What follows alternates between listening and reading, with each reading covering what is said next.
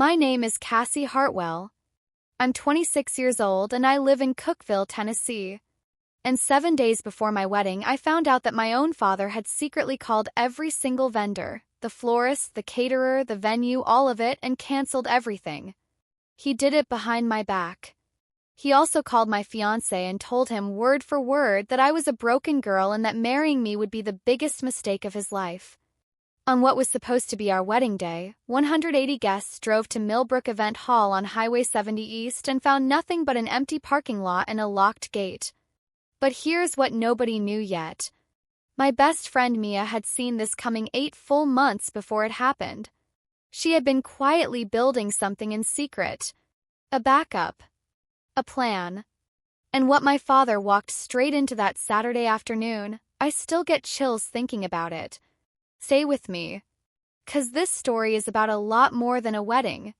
Before we get into it, if this story hits close to home for you, hit that like button and subscribe. Not because I asked you to. Only if you genuinely felt it. And drop a comment right now telling me what time it is where you are. I love knowing who's up late listening to this. Okay. Let's go all the way back. Marcus proposed on a Wednesday night. No fancy restaurant. No big setup. Just the two of us in the kitchen of our little apartment on Dogwood Avenue in Cookeville, Tennessee.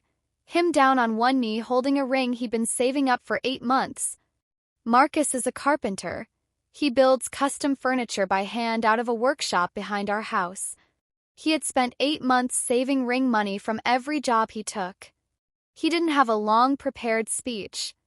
He just looked up at me and said, "I don't have a lot of fancy words. I just know that every single morning is better when I wake up next to you." I said yes before he even finished the sentence. We sat on the kitchen floor afterward, my back against the fridge, his arm around me. I kept holding my hand up under the light, watching that little diamond catch it. For about 9 whole minutes, the world felt completely right. Then my phone buzzed. Dad. I smiled and picked up. "Hey, Dad." "Cassie. Where are you doing it?" No congratulations. No excitement. No, oh my goodness, honey. Just straight to business. "Doing what, Dad?" "He literally just, the wedding. You need a venue. These places book out over a year ahead of time. I'll start making calls." I looked over at Marcus. He raised one eyebrow, listening carefully. "Dad, we haven't even had a chance to breathe. He just proposed like 9 minutes ago." "Well, you need to start thinking. I'll handle the vendor calls. I know people. Now I need to stop and explain something right here. Because if I don't, none of what comes next will make any sense. My mom passed away when I was 16. Pancreatic cancer. Fast and cruel. And in the years after that, my dad and I got very close, but not in a healthy way. In a way where I was so scared of losing another parent that I let him have a say in pretty much everything I did. Which college? Which classes?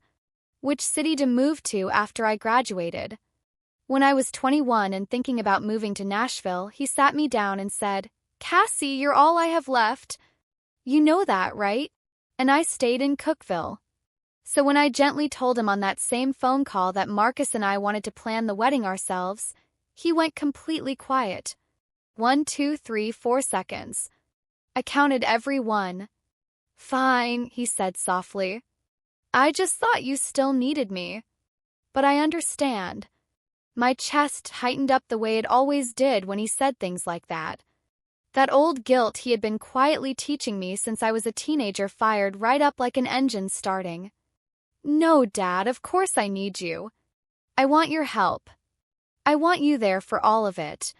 I heard him exhale. Satisfied. Marcus was watching me from across the kitchen. His jaw shifted just slightly. He didn't say a word right then. But later that night, lying in bed, he stared at the ceiling and said quietly, "Cassie, I love your dad. But I need you to know this wedding is ours." I told him I knew. And I meant it. I just had no idea yet how hard I was about to be tested on that. Within 3 months of the engagement, my dad had slowly taken over almost everything. It happened like water rising in a basement. By the time you notice, it's already up to your knees. First, he offered to call a few vendors because I was busy. I work long hours as a physical therapist, and he said he just wanted to help. Then he started showing up to venue tours I never invited him to. Then he quietly changed the email address on our florist account to his own number. I wanted wildflowers. Sunflowers, dahlias, loose and free and messy and alive. My dad booked white lilies instead. More put together, he told me. You'll thank me later. I wanted a barbecue-style dinner. Ribs, cornbread, mac and cheese, the kind of food that makes people feel like family. My dad switched it to a fancy plated 3-course dinner. You cannot serve barbecue at a wedding, Cassie. What are people going to think? I wanted Marcus's family in the front rows. My dad moved the whole seating chart around so his work friends and golf buddies got the best seats in the house. Every time I pushed back, softly because that was the only way I knew how, he'd get real quiet and say something like, "I'm just trying to make your mama proud." This is what she would have wanted. And I would back down every single time. 'Cause how do you fight that? Marcus started spending more and more time in his workshop after dinner. I'd go looking for him an hour later and find him just standing at his workbench, not doing much of anything. Just thinking. One evening, my best friend Mia came over while my dad was there rearranging the centerpiece samples I had carefully put together, just swapping them out like I hadn't even picked them. Mia didn't say a word to him. But later at the front door, she grabbed my arm. "I need you to trust me on something," she said. "Don't ask me questions yet." "What do you mean?" She squeezed my hand and walked to her car. I didn't understand what she meant. Not then. But I would. 2 months before the wedding, my dad invited Marcus to lunch.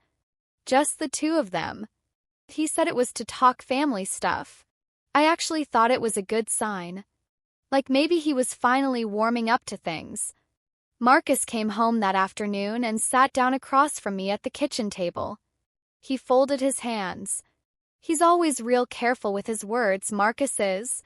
He's a carpenter, the kind of person who measures twice and cuts once, who takes his time and builds things right the first time. He handles conversations the same way. "Your dad told me about a hard time you went through when you were 18, he said. My stomach dropped straight to the floor. He used the phrase, and I'm telling you exactly what he said, he called you emotionally unstable. I couldn't speak. He told me I should think hard about whether I could handle you for the long run. He said you needed someone who wouldn't get worn down by your moods. My head was spinning. After my mom died, I had gone through a really dark stretch my freshman year of college. I'd started seeing a counselor. I worked through it. I came out the other side stronger. It was not a secret, but it had never been a weapon either. My own father had just loaded it up like a gun and pointed it straight at my relationship. "What did you say to him?" I whispered. Marcus looked right at me. I told him I didn't see a broken girl. I saw someone who lost her mom at 16 and kept going anyway. And then I told him lunch was over. Something cracked open in my chest. Not the hurting kind. "He left?" I asked. "Didn't even finish his water," Marcus said. 20 minutes later, my phone rang. "Dad."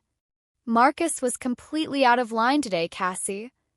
"Dad, he's trying to cut you off from your family. That's what men like him do. He wants you all to himself. He's a carpenter from Cookville who builds furniture with his own 2 hands and brings me soup when I'm sick. He's not cutting me off from anyone." Silence. Then, very low, "I'm your father. I know things about you that he will never understand." He hung up. I sat at the kitchen table holding my phone, stuck somewhere between 2 stories. The one where my dad was a heartbroken widower trying to look out for his only daughter. And the real one. The one where he was quietly making sure I would never fully belong to anyone but him. And just so you know, this was only the beginning. It was about to get so much worse. 6 weeks before the wedding, I walked into Linda's Cuttery on South Walnut Avenue, right in the heart of downtown Cookeville, for my regular hair appointment. Linda has done my hair since I was 14 years old. She sat me down, looked at my reflection in the mirror, and leaned in close. "Honey, is everything okay? Your daddy stopped by here yesterday. Said things weren't going too well between you and Marcus." My smile went stiff. "What did he say exactly?" She hesitated. "That you've been struggling lately. That Marcus might not be right for you." I told her everything was fine. Smiled through it. Left with a haircut I barely noticed. The next day at the grocery store, 3 different people gave me that look. You know exactly the one I'm talking about. Head tilted. Eyes soft. Voice extra gentle. Pure unfiltered pity. "Cassie, sweetheart, if you ever need to talk," I didn't even have to ask what they'd heard. Cookeville is a small city, tight-knit, the kind of place where people still wave at strangers from their front porches. A rumor doesn't just travel here. Teleports. Within 48 hours, my dad had dropped the same story at every coffee counter and church parking lot in town. Cassie is struggling. Marcus is a mistake. This wedding should not happen. I felt it everywhere I went. Sideways looks at the post office. People at my clinic talking to me like I might break apart at any second. That same Thursday, I got a text from Mia. "Don't react to anything your dad does this week. I mean it. Trust me." I stared at my phone. "You're scaring me," I typed back. 3 little dots popped up. Then disappeared. Then came back. "Good. Scared means you're paying attention." She didn't explain a single thing after that. And here's the part that still gets me: I didn't push her. Something in my gut told me to just let her do whatever she was doing. That she had it handled. I had no idea just how right that feeling was. 5 weeks out, my dad went after Marcus's parents. I found out from Marcus's mom, Diane, who called on a Sunday morning with her voice real tight and careful. "Marcus, is there something about Cassie I should know about?" Marcus put her on speaker so I could hear. "Your father called us last night," Diane said. "He told us Cassie has a history of," he called them, "episodes. He said she had needed treatment and that he was worried about whether she was stable enough for marriage." My hands went cold. "He said we should really know what Marcus was getting himself into." He used the words emotionally volatile. I watched Marcus's face the whole time. He didn't blow up. He just got very, very still. "Mom," he said carefully. "Cassie saw a counselor after her mom passed away. That's the whole story. Her dad is twisting it." Pause on the line. "I believe you, honey." But he was very convincing. He even started crying. Of course he did. After Marcus hung up, he turned to me. And for the first time since all of this started, I saw something in his eyes that wasn't patience. It was a different kind of look. Clear. Decided. "Your father is not trying to protect you," he said. "He's trying to own you." I knew he was right. I think some part of me had known it for years. But hearing it said out loud in our kitchen with Sunday morning sun on the floor, it felt different. It felt true in a way I couldn't look away from anymore. "Don't get into a fight with him over this," I said. "That's exactly what he wants." Marcus nodded slowly. But his jaw was set tight. That night, lying in the dark, I figured something out. My dad wasn't just trying to stop a wedding. He was going through every person in my life one by one and trying to quietly burn them down. And he was running low on people left to call. Something inside me started shifting. Real slow at first. Like a tide turning. Here's the thing nobody talks about in these kinds of stories. The money. Marcus and I had been saving for 2.5 years. $12,000 total. From my physical therapy paychecks and weekend jobs, Marcus picked up fixing farm equipment. We skipped trips. We drove our old beat-up cars another year. We said no to a whole lot of things so we could say yes to one big thing. Florist, $1,800. Caterer, $3,900. Venue deposit, $2,500. DJ, photographer, decorations, it adds up real fast. Most vendors had a 30-day cancellation policy. We were already inside that window. If this wedding fell apart, we would lose most of it. All that time, all that sacrifice, gone. One evening I was at the kitchen table with our budget spreadsheet open on my laptop and Marcus across from me, running a wood chisel slowly through his hands just to keep them busy. If we had to walk away right now, I said, how much do we lose? He didn't look up. Most of it. $12,000. 2.5 years of packed lunches and staying home on weekends. That money was supposed to be the beginning of our life together. A safety cushion. A future. I closed the laptop and pressed my palms flat over my eyes. If I don't do something, I said more to myself than to him, I lose the money. I lose face in front of everyone who loves us. I lose your parents' trust. I lowered my hands. And I lose myself. Marcus set down the chisel. He reached across the table and covered my hand with both of his. You won't lose me, he said. I knew that. But sitting there in the quiet, I thought, this is the bottom. This is as bad as it can possibly get. I was so completely wrong. 7 days before the wedding. A Monday. I was on my lunch break at the clinic reviewing patient charts when I decided to call the florist and just confirm our flower order for Saturday. She picked up after 2 rings. Hi, this is Cassie Hartwell, just checking in on our order. A pause. Way too long. Ma'am, that order was canceled 4 days ago. The pen in my hand stopped moving. I'm sorry, what? Your father called. He said the whole thing was called off. I hung up. Hands shaking, I called the caterer. Miss Hartwell. Yes, we got the cancellation last week. Your father called and told us. I hung up again. I called the venue coordinator at Millbrook Event Hall. I'm so sorry, Miss Hartwell. A Mr. Dale Hartwell called and canceled the reservation.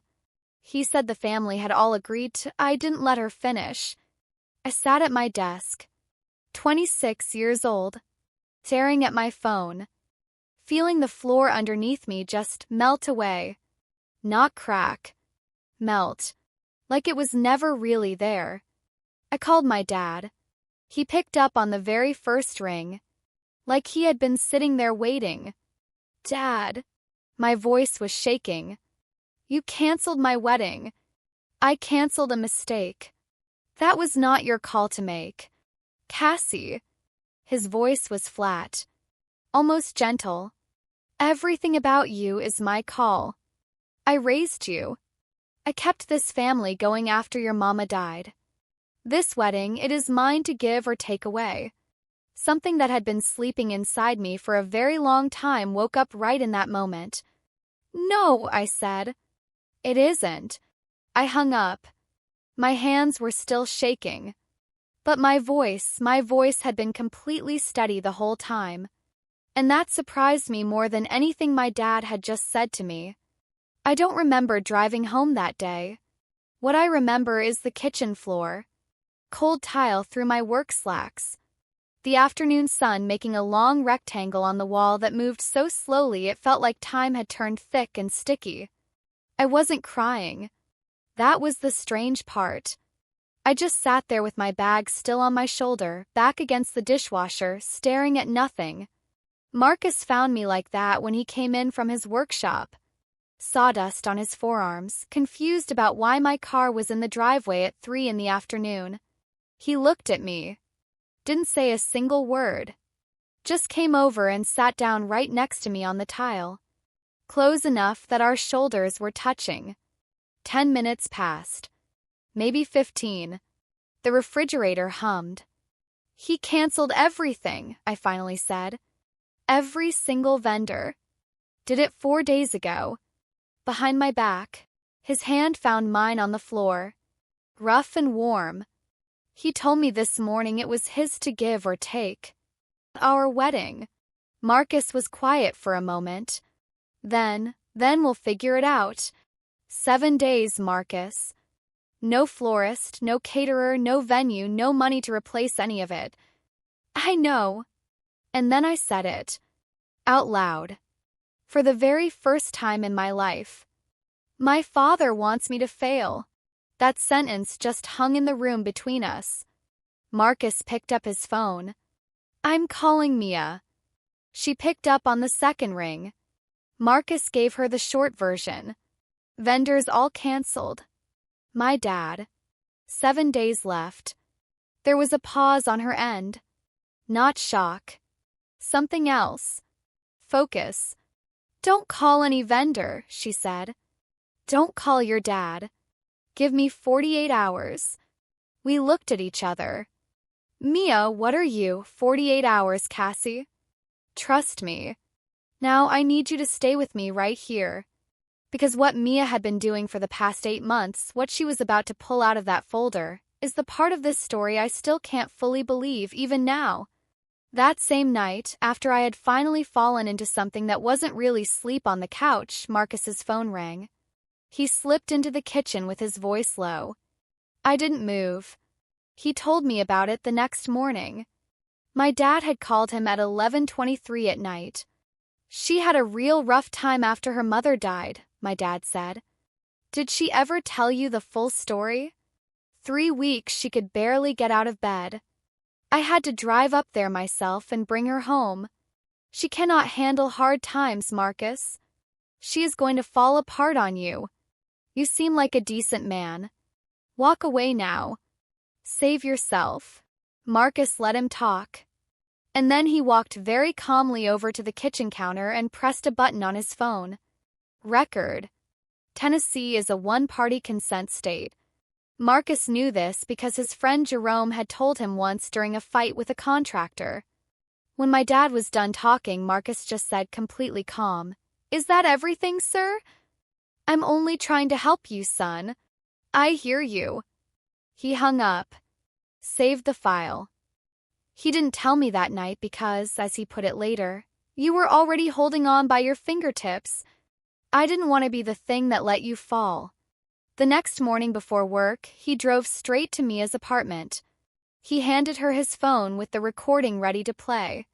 Mia listened all the way through without a single change in her face. When it ended, she looked at Marcus and said simply, "This is exactly what I needed." "What are you planning?" he asked. She tapped the phone against her palm. "Insurance. The kind her father can't cancel." She didn't say another word about it. And Marcus, because he is who he is, trusted her all the way. Those 48 hours were the longest of my life. I didn't sleep. I barely ate.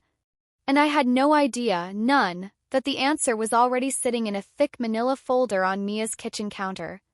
5 days before the wedding, Mia showed up at our front door holding a folder so thick you could have used it to prop open a window. She sat down at our kitchen table, the same table where Marcus had proposed, where I'd found out about the cancellations, where every single turning point of this whole year had happened, and she opened it. "I need to tell you something," she said.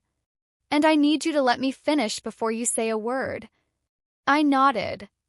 "The same week your dad took over the vendor calls 8 months ago, I started making backup plans." I just stared at her. 8 months ago? "Do you remember your college graduation?" she asked. I did.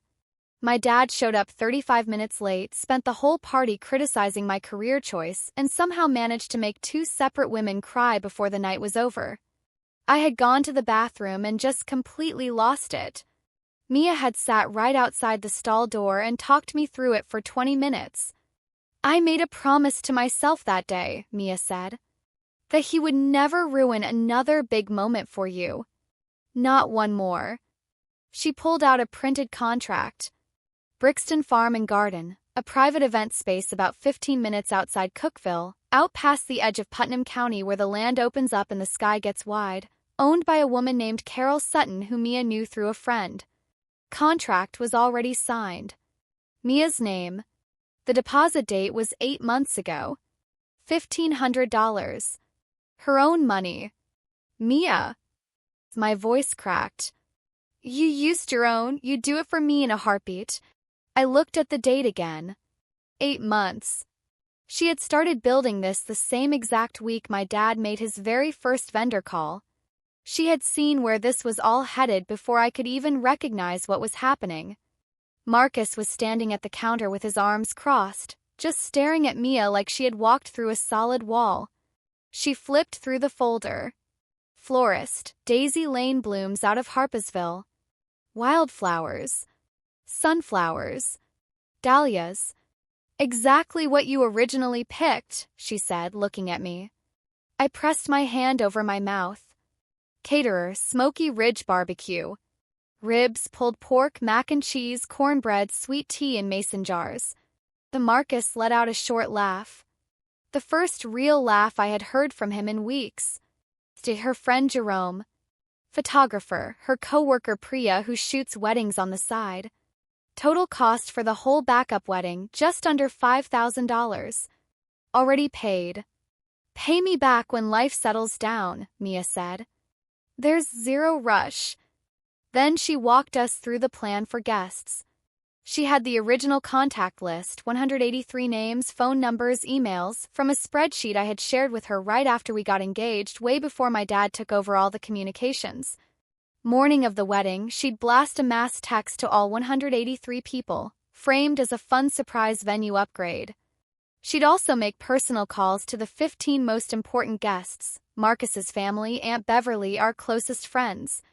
The message would be simple: new address, arrive by 2:30, venue surprise for the couple. And my dad? I asked.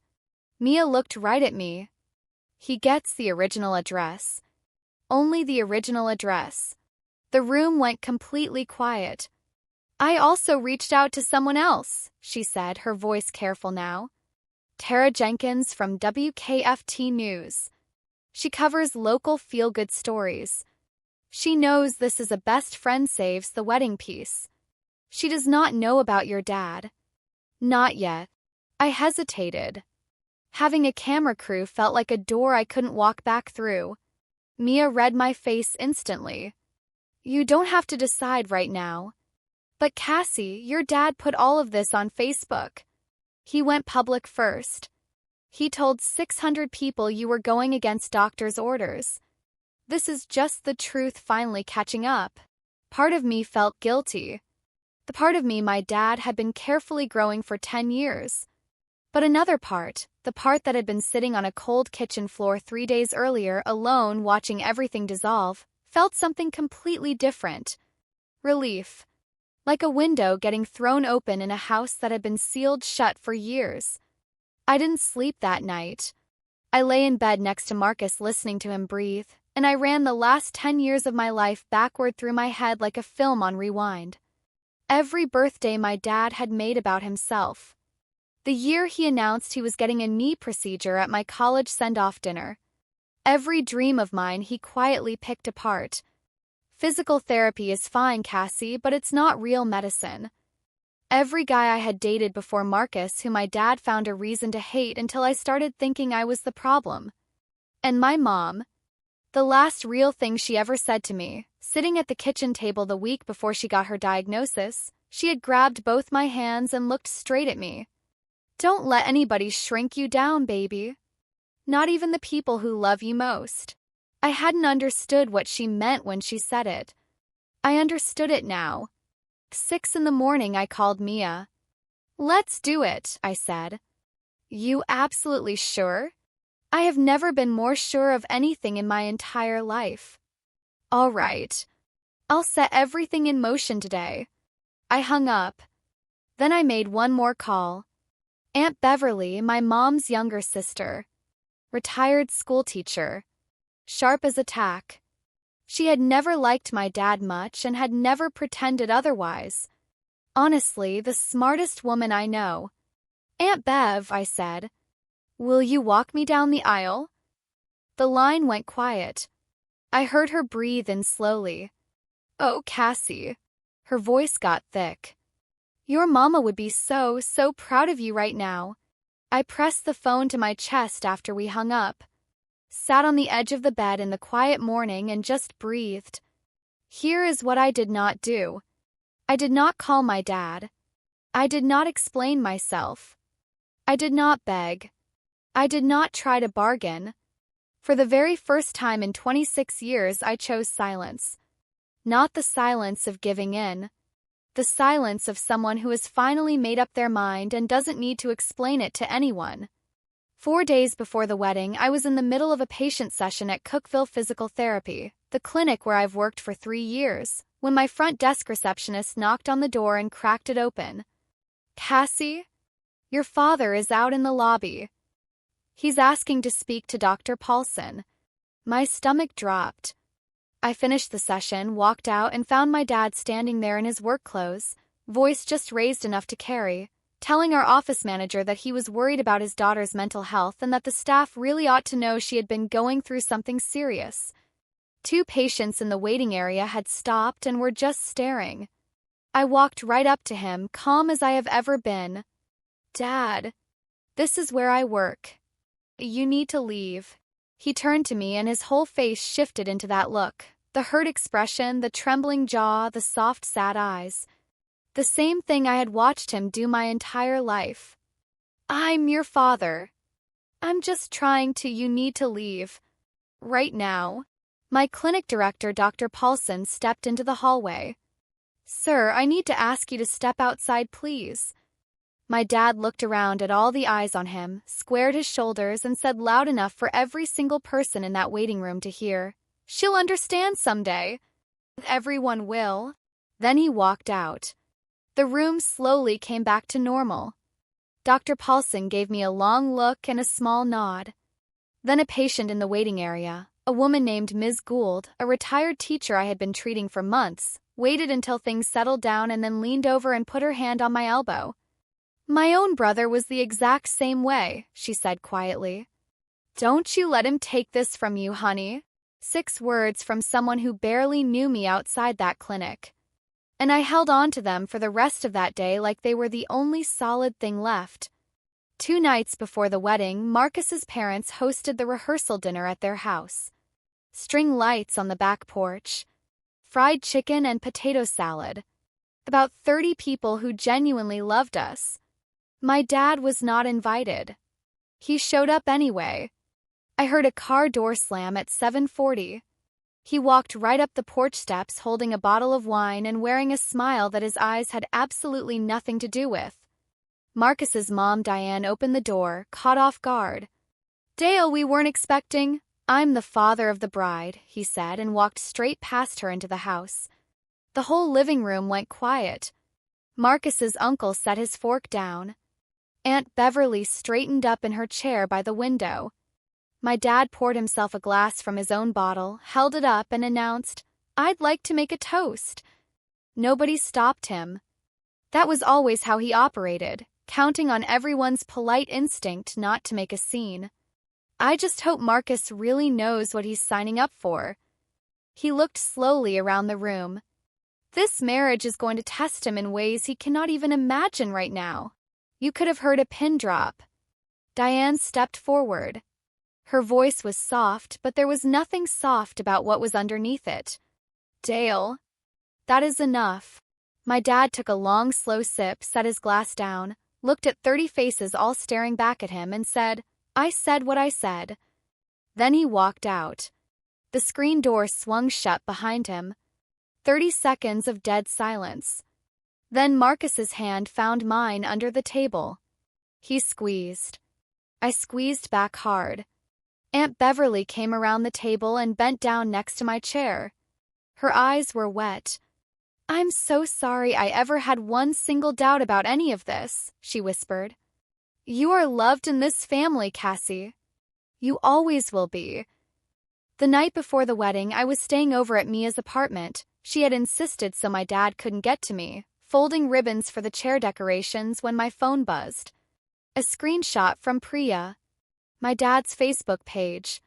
Public post. Please say a prayer for my daughter tonight.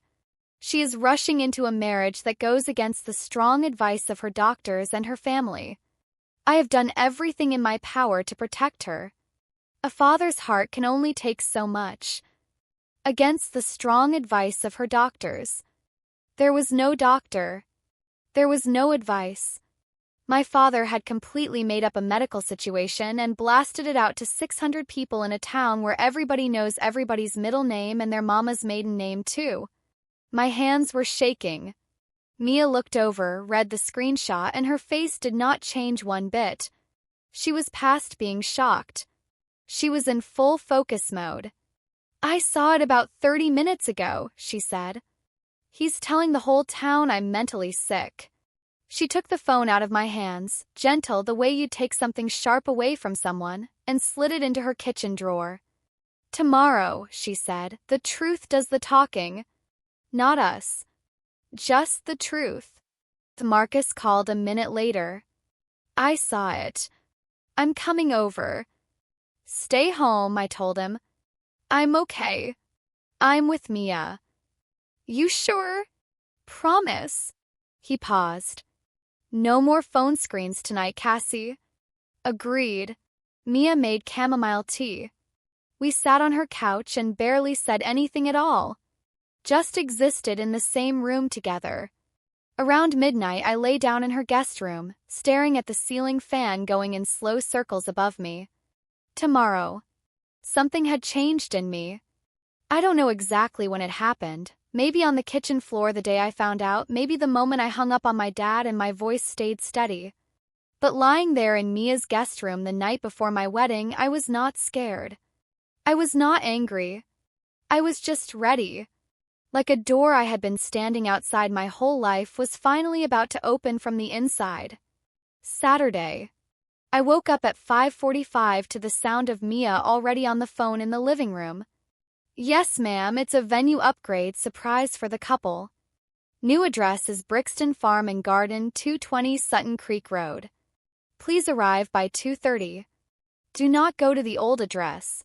She was pacing in her living room in sweatpants with a headset on, holding a printed spreadsheet with 183 names color-coded in 3 colors. Yellow meant the text was already sent. Green meant confirmed. Red meant needs a personal call. By 8 in the morning, she had made 22 personal calls. Marcus's parents confirmed. Aunt Beverly confirmed. His cousin Jerome, his Aunt Margaret, the Nelsons from down the street, Priya, Ms. Gould from the clinic, confirmed. By 10 o'clock, 180 out of 183 guests had confirmed the new location. 2 couldn't make it, 1 had a sick baby at home, 1 had a travel delay. One of my dad's distant cousins, who I barely knew, accidentally got the new address from another cousin who missed the memo. 1 person received no text. No call. No information at all. Dale Hartwell got nothing but the original address. Millbrook Event Hall on Highway 70 East. The empty parking lot. At noon, I put my dress on in Mia's bedroom. Simple and ivory with eyelet lace at the hem. I'd found it at a little consignment shop in Nashville for $85. My dad had called it second-hand. I called it mine. Aunt Beverly arrived at 1:15 in a dusty rose blazer with her eyes already red. She stopped in the doorway when she saw me. Lord, Cassie. Her voice cracked. You look just like your mama. Mia checked her watch, checked her list, and looked at me. Ready. I smoothed my dress. I took one long, slow breath. I've been ready for a long time.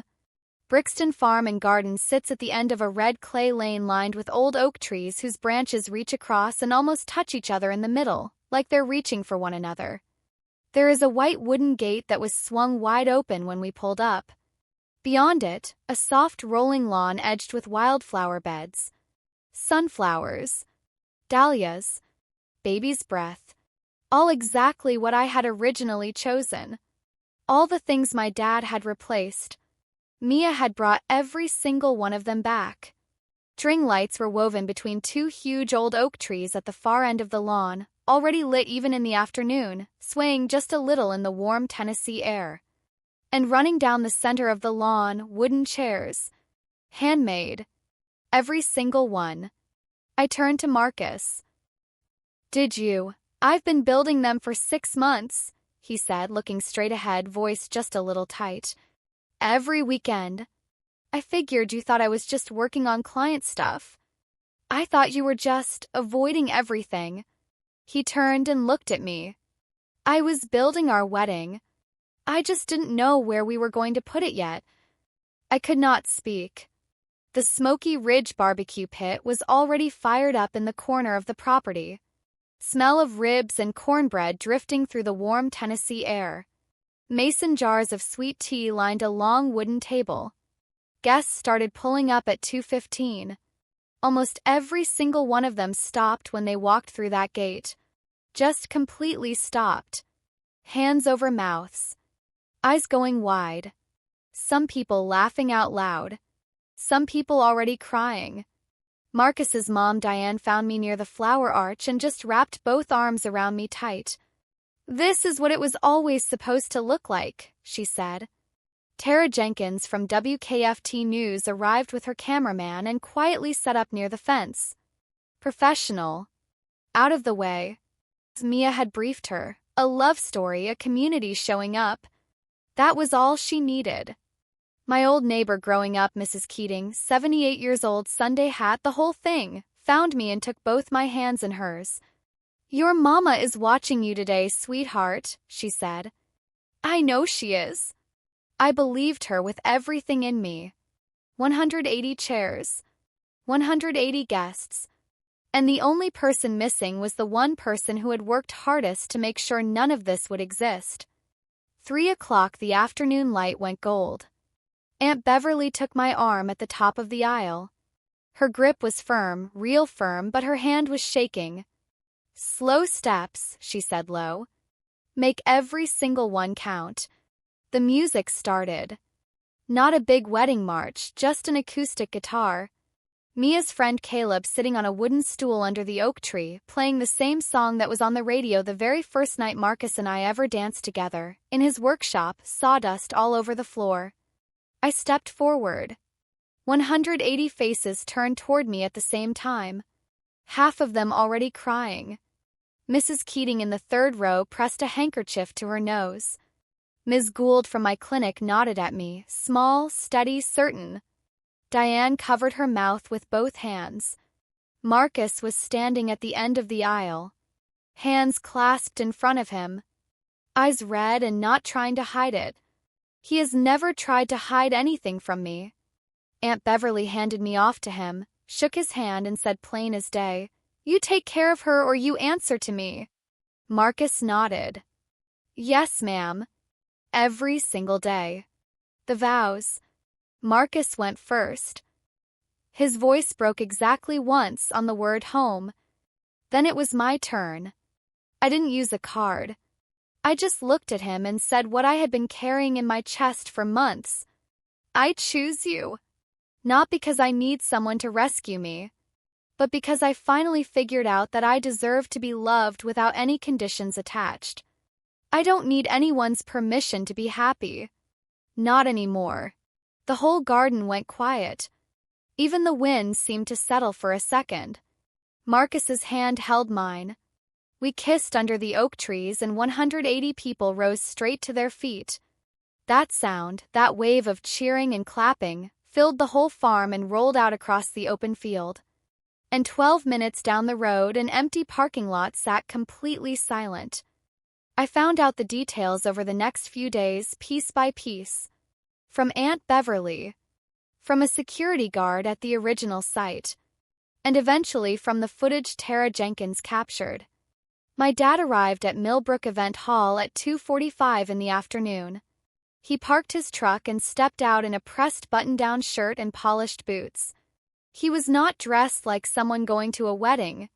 He was dressed like someone who had already won. He walked toward the lot. Empty.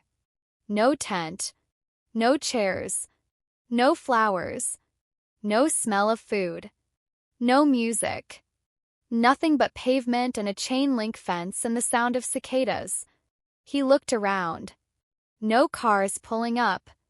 No confused relatives standing around on their phones. Nobody at all. He pulled out his phone and called me. 5 rings. Voicemail.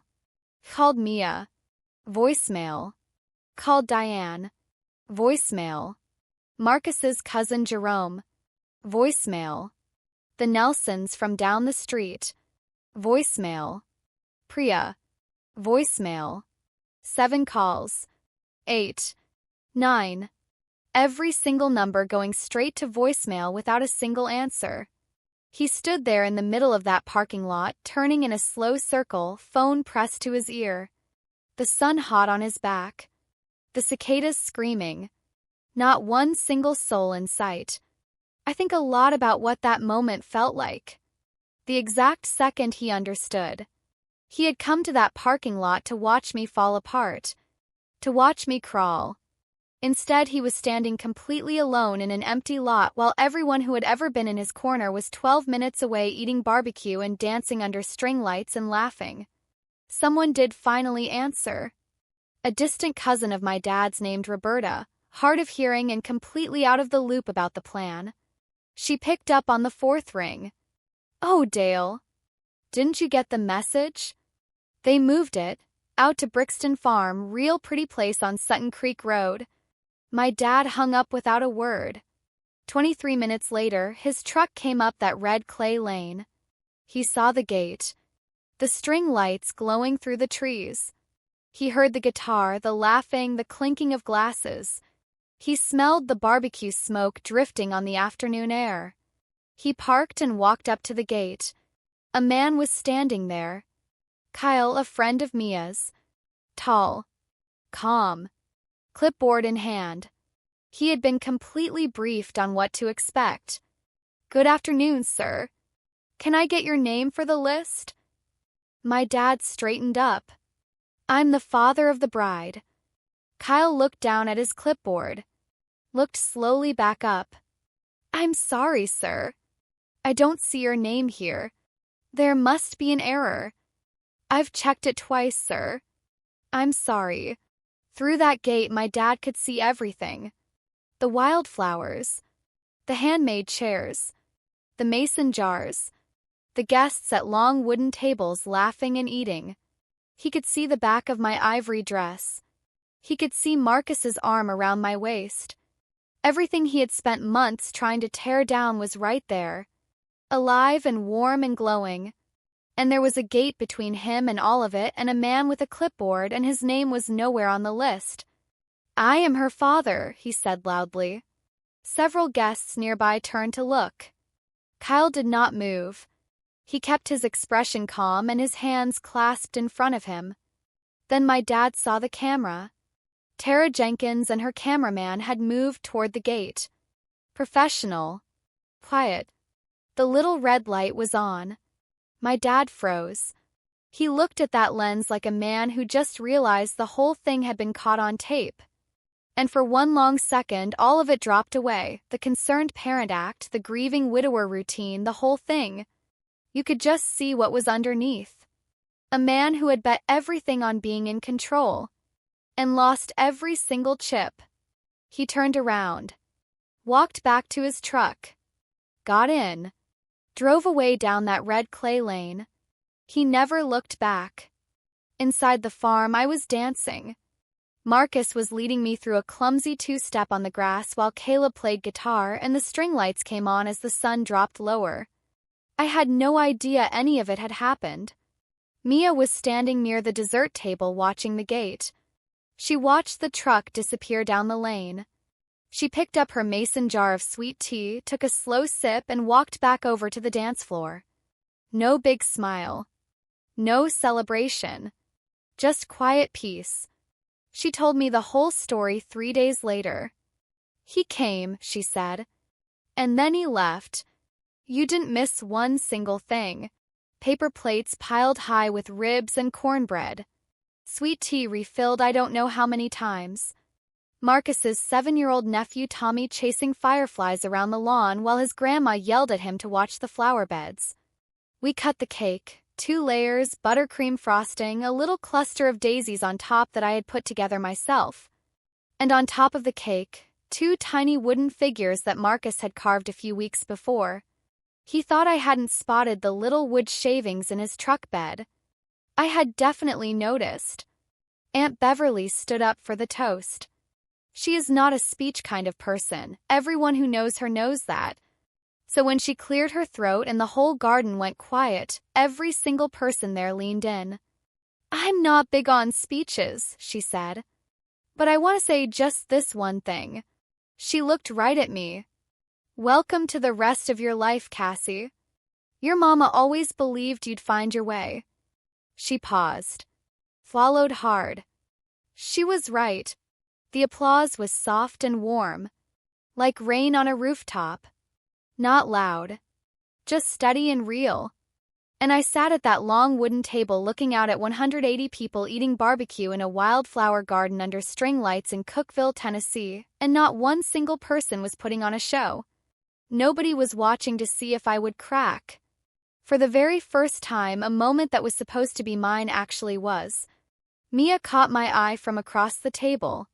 She raised her mason jar. I raised mine. We didn't say a single word. We didn't have to. After the last guests left and the string lights were still going soft in the empty farm, Marcus and I sat on the front steps of our house. Shoes off. His tie loosened. The night air smelled like jasmine and leftover smoke from the barbecue pit. "There's something I've been holding on to," he said. He pulled out his phone and opened a voice recording. The date said 6 days ago.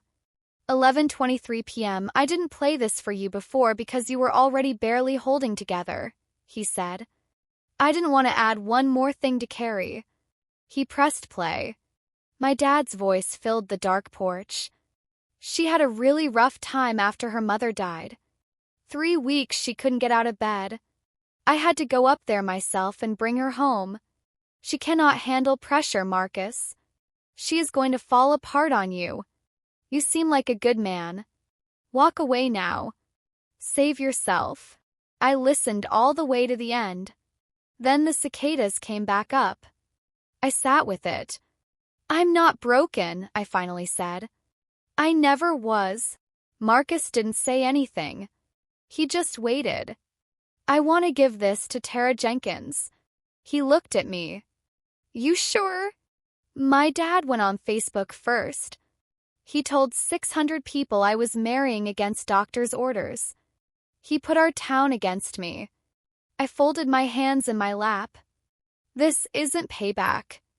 I just need the truth to be somewhere he can't go in and delete it." Marcus nodded. "Then let's do it." And Mia still has all the vendor emails. The ones where he signed my name. I know she does. "This isn't about hurting him," I said. "It's about making sure he can never rewrite what happened." Marcus pulled me close. The porch light flickered once. Down the road a dog barked twice and stopped.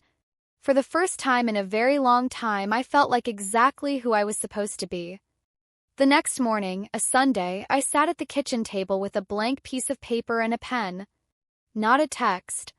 Not an email. A handwritten letter. 'Cause some things should cost you the time it takes to write them out by hand. I wrote 3 versions. The first one was too angry. The second was too easy on him. The third one was honest. "Dad, I love you. I need you to know that first because the rest of this letter is going to be hard to read. You canceled my wedding. You told my fiancé I was unstable. You told his parents I had episodes. You came to my job and told my coworkers and my patients that I was falling apart. You put a post on Facebook saying I was going against my doctor's advice. That was a flat-out lie. I don't hate you for any of it, but I cannot pretend it didn't happen. I think you are scared. I think you have been scared ever since Mom died. Scared of being alone. Scared that if I build my own life, there won't be space for you in it. There is space. There will always be space. But not like this. I need some time away from you. I don't know how much.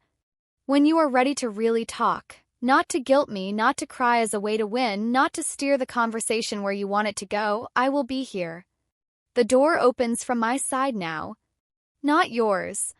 I love you, Dad. But love without any boundaries is not love.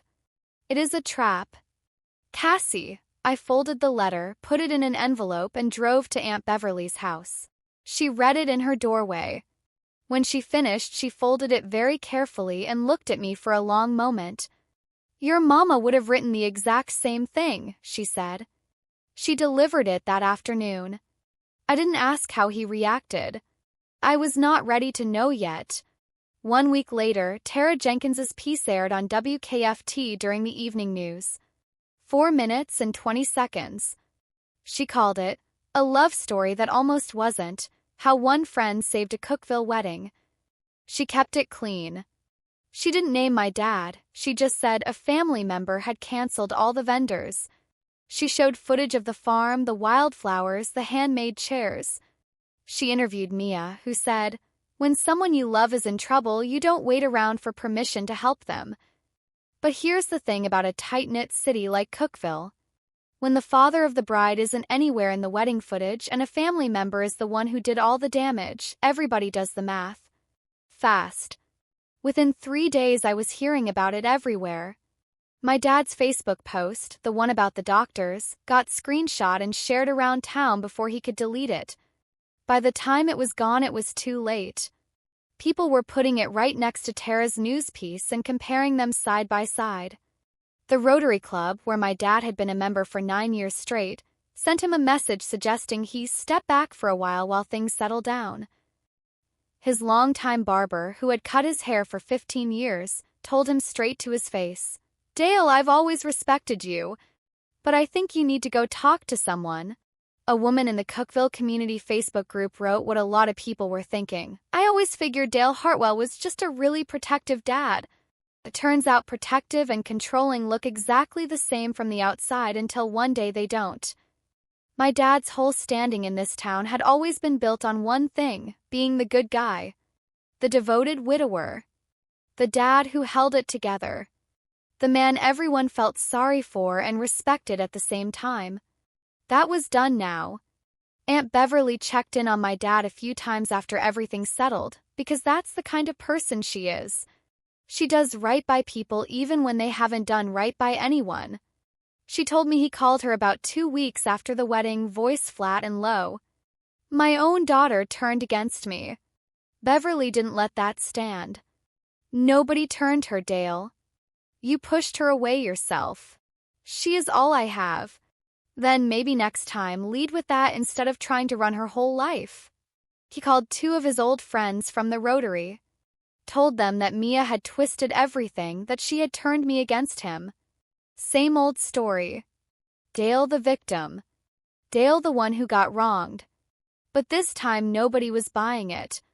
They had seen the post. They had watched the news piece. They had done the math. Beverly drove by his house one evening and saw the kitchen light on.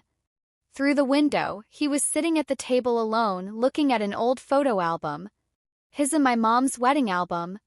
2 of them young and happy and standing in a church that got torn down years ago. She told me this carefully, like she wasn't sure I needed to hear it. I could handle it. "I hope he gets real help," I told her. And I meant it.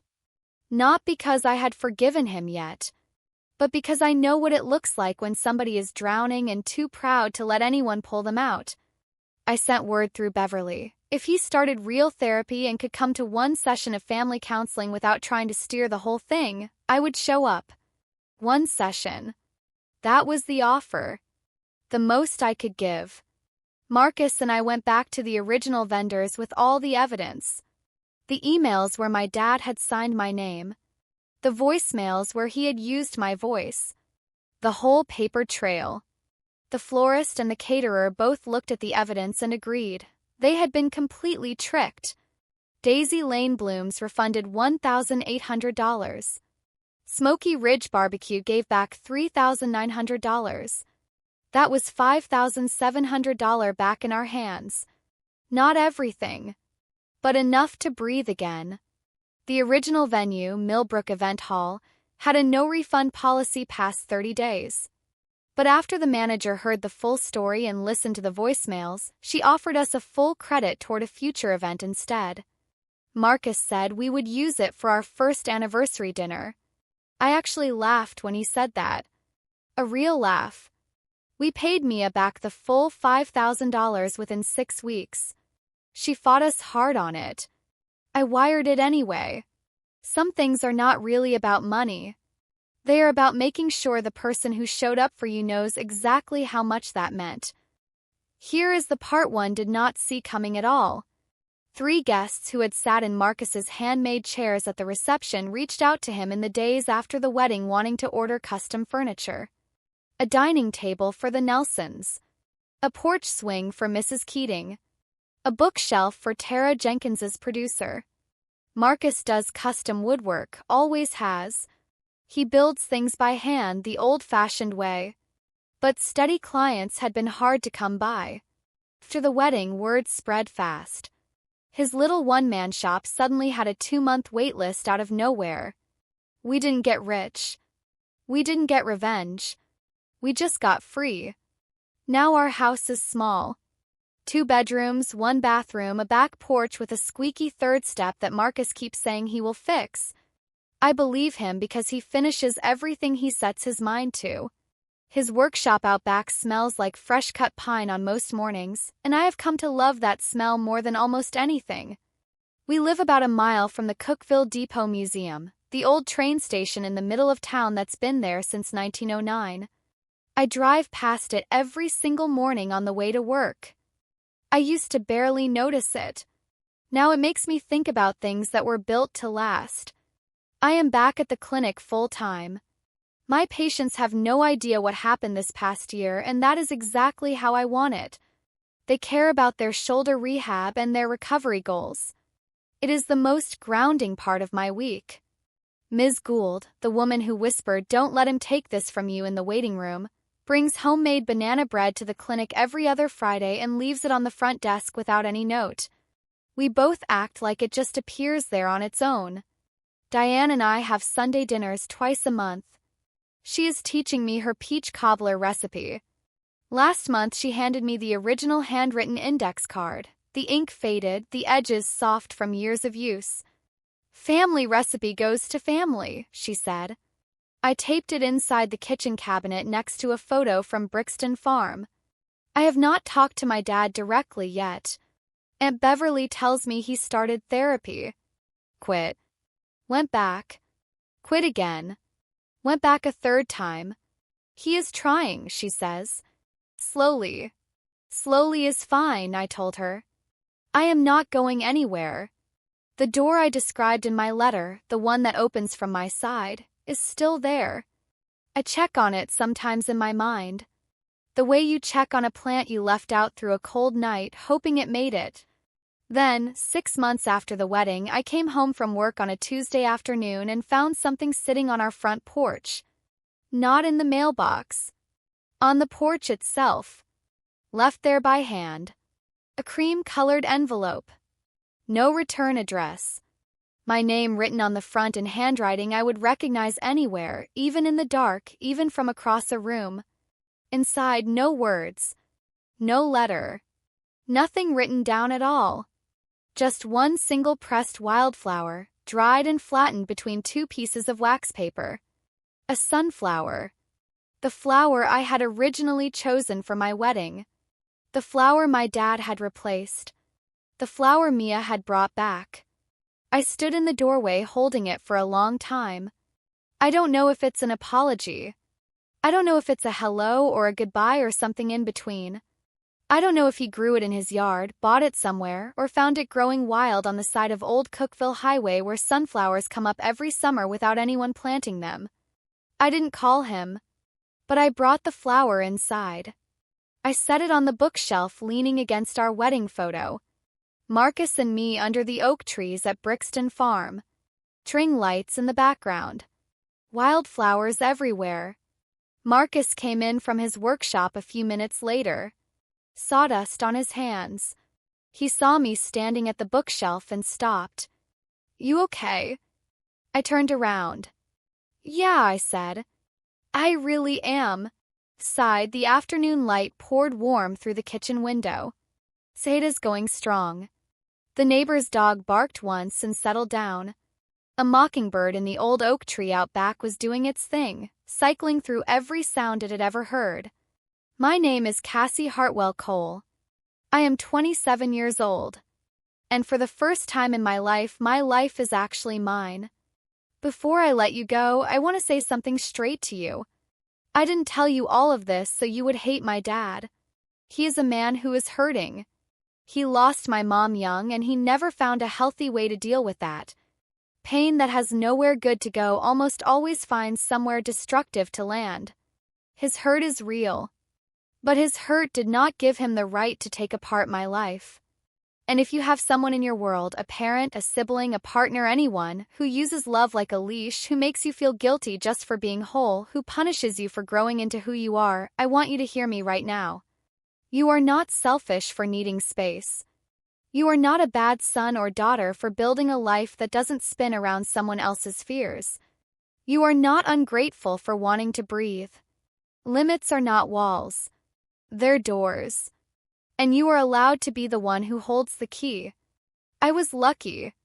I had Mia. I had Marcus. I had Aunt Beverly and Diane and Ms. Gould and 180 people who showed up to a farm on a Saturday because someone sent them a text that said, "Trust me." If you don't have a Mia right now, be your own Mia. Start building now. Make a plan, not for payback but for your own future. For the version of yourself that someone has been slowly and quietly trying to erase. You deserve to exist without asking anyone's permission. I know that because I spent 26 years asking. And the day I stopped was the day everything actually began. If this story hit something real inside you, I want you to hit like and subscribe, only if you actually felt it. That's all. And before you go, tell me in the comments, do you have a Mia in your life? Someone who was quietly building a net under you before you even knew you were falling? Or are you someone's Mia right now, the one quietly holding the backup plan together while the person you love has no idea? I want to know your story. Drop it in the comments. I read every single one. And in the description I have linked another story you are going to want to hear. It is about a woman whose husband's entire family shut her out completely for 4 years, until one Thanksgiving dinner changed every single thing. That one hit me almost as hard as this one. Wherever you are right now, whatever your version of that empty Millbrook parking lot on Highway 70 looks like, I hope you find your Brixton farm. I'll see you in the next one.